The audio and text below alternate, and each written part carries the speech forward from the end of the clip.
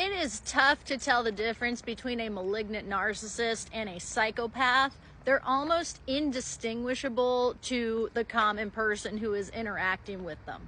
What separates them from other narcissists is that they get a sadistic pleasure out of causing other people pain, and they tend to be the most violent, dangerous, scary narcissists. However, a malignant narcissist can probably disguise themselves in society a bit more than a psychopath can through charm, charisma, being seemingly fun, interesting, spontaneous. And that's because a malignant narcissist has like an ounce of empathy, whereas a psychopath doesn't even know what empathy is. They've never felt it in their life.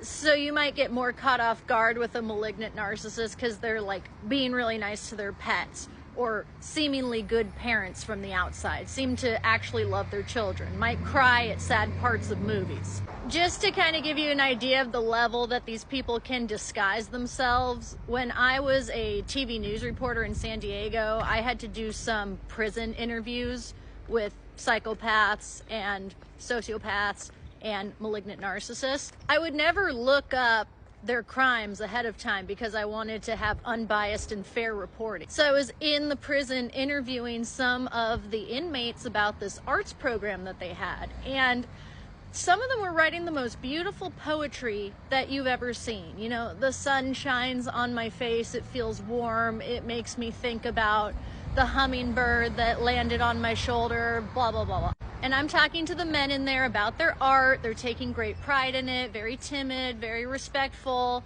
And then after the interviews, I go back to the news station, look up what they actually did, and they like chop their family to pieces. You would never even fathom that from having a conversation with this person. So do not stick around if you think you're with a malignant narcissist, sociopath, psychopath, or even somebody with these kinds of tendencies, because they are completely unpredictable. They can snap. They can just resort to violence for absolutely no reason at all. And you do not want to associate with somebody like that.